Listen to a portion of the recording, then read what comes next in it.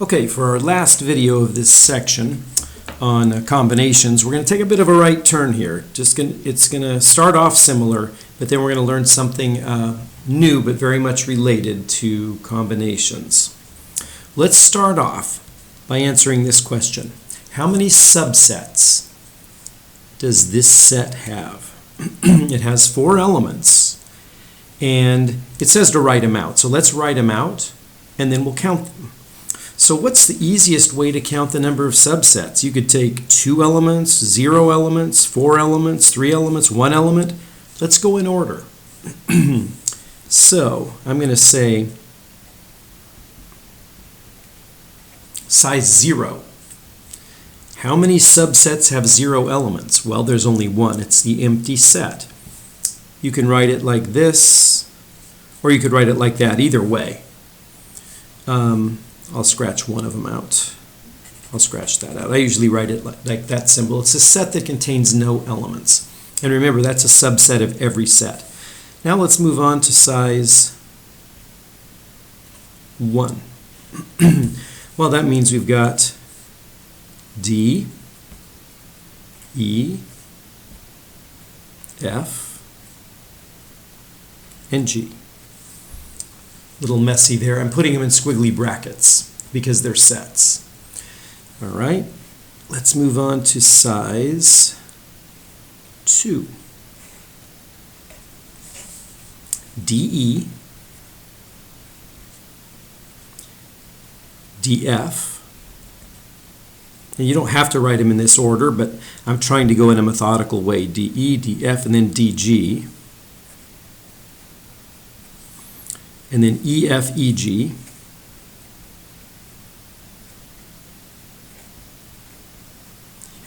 and then FG.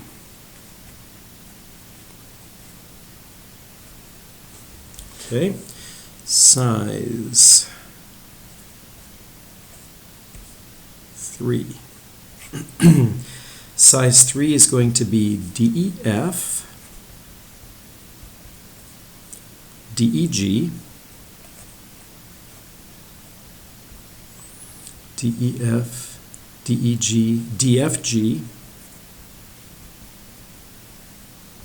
and EFG. And the last one is size 4. Well, that's easy. There's only one. You have to include every element, D, E, F, G.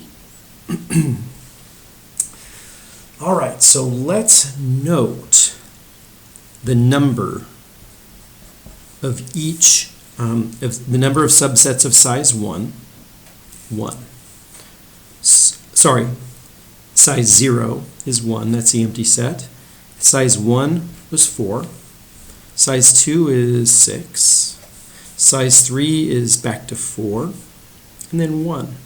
Notice the end numbers are the same, and then that's the same, and then you have the middle number. That's no coincidence. Now, for shorthand, I'm going to write something up here. Instead of doing this to mean in choose R, or the combination of in things chosen R at a time, I'm going to do what almost all textbooks do for a shortcut. This. It's not a fraction, there's no fraction bar, but they just put it in parentheses. Okay, it means exactly the same thing. The formula is the same thing exactly. Well, notice that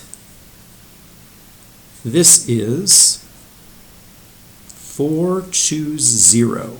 4 choose 0 is 1. That's the 0 right there. This is going to be 4 choose 1. This is going to be 4 choose 2. 4 choose 3. And 4 choose 4. And that is no coincidence. Remember that 4 choose 0 and 4 choose 4 are the same number because 0 and 4, the bottom numbers, add up to 4. 4 choose 1 and 4 choose 3 are the same because 1 and 3, the bottom numbers, add up to 4. And then this one's the middle number. So you can verify this. All right, well, what does this tell us, what we just did? about every set that has 4 elements. It doesn't matter what I called those. Could have called them A, B, C, D, or W, X, Y, Z, or red, blue, green, black. It's going to have the same number of subsets. And how many subsets does a set with 4 elements have? Well, 1 and 4 and 6 add up to 11. 11, 15, 16. All right. Where does that number 16 come from? Well, there's a lot of different ways I could think, but let's figure out if we can put the formula, what the formula is. Every set that has 4 elements has 16 subsets. Let me do one more. Let me just do, I don't have any room here. I'm going to do X, Y. How many subsets does this have? How many subsets? It always has the empty set that has 0 elements. How many elements, how many subsets of size 1? Well, it has X and Y, so that's 3. How many of size 2? 1. It's just X, Y, so that'd be 4. So 2 elements gives us 4 subsets, but 4 elements gives us 16. Ooh, I can still see multiple ways you might think. Let me just give you the formula. If a set has n elements, if set A has n elements, then the set A has 2 to the n subsets. Isn't it true that there are 4 elements up here, n would be 4? 2 to the 4th is 16, correct? 2 times 2 is 4, times 2 is 8, times 2 is 16. And going back to this one where we had 2 subsets, we determined there was 4. Well, 2 squared is 4. Okay, this is a formula you will need to memorize. Every set that has n elements, doesn't matter what that number n is, it's going to have 2 to the n subsets. So just a real quick example. How many subsets does this set have? I'm not going to write them out, but it's very simple. It has how many elements? 10. It's the integers from 1 to 10. 2 to the 10th, which is 1,024 subsets. Every set that has 10 elements has 1,024 subsets. All right, so number 22.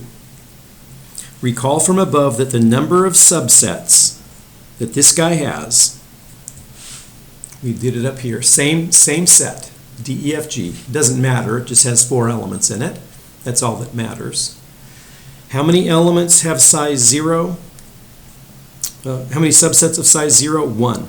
And then 4, and then 6, and then 4, and then 1. So it goes 1, 4, 6, 4, 1. So the number of subsets of size 0 is 1. Size 1 is 4, size 2 is 6, size 3 is 4, and size 4 is 1. That's the number of subsets of these sizes. And here's where we're getting to where we can use these numbers. We're going to use, eventually we're going to do the binomial theorem. But remember what x plus y to the 4th is. It's x plus y times x plus y times x plus y times x plus y. If I had to multiply that out by myself, it would take 10 minutes. I'd FOIL these two out, and I'd FOIL these two out, and then I would multiply that big expression times that big expression and combine like terms, and it would take several minutes. But when you multiply that out and combine like terms, here's what you get. I'm going to write x plus y to the 4th again. Now, the number 4 is the exponent. I'm going to need 5 terms in this. You know, if you FOIL out, if you have x plus y squared, after you multiply it out, FOIL it out, combine like terms, you usually get 3 terms. You frequently do. So squared gives you 3 terms. Raised to the 4th is going to give me 5 terms. And I'm going to do this. leaving lots of room.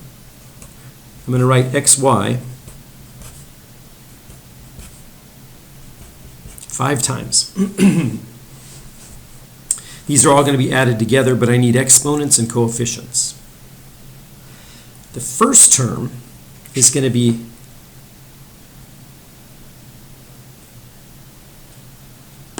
this. 1 is the coefficient. Actually, let me deal with the exponents first. That's an x to the 4th, y to the 0. That's not a very good 0, but that is a 0. And the 4, I'm going to go down. 4, 3, 2, 1, 0. And the 0 is going to go up. 0, 1, 2, 3, 4. When I go to here, instead of 4, 0, I'm going to go 3 and 1. 2 and 2. 3, 2, 1 and 3. And then 0 and 4. So you see what I did? The exponent of the x in each term decreases. 4, 3, 2, 1, 0. The y term goes 0, 1, 2, 3, 4. The coefficients are these numbers right here of the 5 terms. 1, 4, 6, 4, 1. And you put a plus sign in between them. That's it. So this simplifies a little bit. I'm going to put x to the 4th. Anything to the 0 power is just 1, right? So, and I'm not going to put 1 as a coefficient. Plus 4x to the 3rd y. You don't need to put y to the 1. 6x squared y squared plus 4xy cubed plus, and the last term would just be y to the 4th. Maybe I'll rewrite this. Okay, that works for when you can compute these coefficients like we did up here. Even if you had 5 elements in the set, you'd have to compute 5 choose 0, 5 choose 1, 5 choose 2, 5 choose 3, 5 choose 4, and 5 choose 5. There would be one more term. So, the binomial theorem doesn't only work for the exponent of 4, it works for 2, 3, 4, 5, 6, ... So let's write it out for n. I'm not positive I have enough room there, so I'm going to write it here. X plus n, x plus y to the n power equals. I'm just going to write a couple of terms and then do a ... and go to the last term. So remember, we need to have an x and a y, x and a y, x and a y. I'll do a ... there, and then the last term will be here. Because I don't know how big n is. So that's a 1. X to the n, y to the 0. Plus. Now what number goes here? Well, remember all of these numbers here? It's going to be n choose 0, n choose 1, n choose 2, n choose 3. Actually, I should, instead of 1 here, I'm going to put n choose 0 times x to the n, y to the 0. Then n choose 1, n choose 2. And this would be the exponent of the x goes from the big number n down. So it's going to be n minus 1, 1. N minus 2, 2. And then finally, it's going to go all the way down to 0, and that's going to be n. And this is going to be n choose n. I know it's confusing a bit, but you should be able to write out, and for practice, and maybe you'll have this as a homework problem, you should write out x plus y to the 5th power. Let me just write this a little bit more neatly.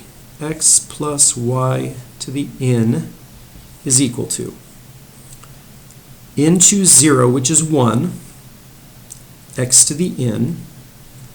I'm going to leave off the y to the 0. Nah, I better not. Y to the 0 is just a 1. This first term, this whole thing is actually just equal to x to the n, just like we have x to the 4th up here. This whole thing is x to the n. Plus n choose 1, which is n, x to the n minus 1, y to the 1, plus n choose 2 x to the n minus 2 y squared plus dot dot dot, and the last term is n choose n x to the 0 y to the n. This is the binomial theorem. You will have homework assignments that use this. It's very simple. Just follow this formula. Whatever n is, like up here we had n equal 4.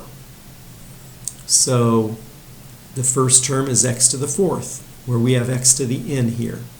Y to the 0 is a 1, n choose 0 is 1. This is n, and then n choose 2, and so on. And n choose n is also equal to 1. X to the 0 is 1. So the final term is y to the n, where here we had n equal 4. Okay, that's the binomial theorem.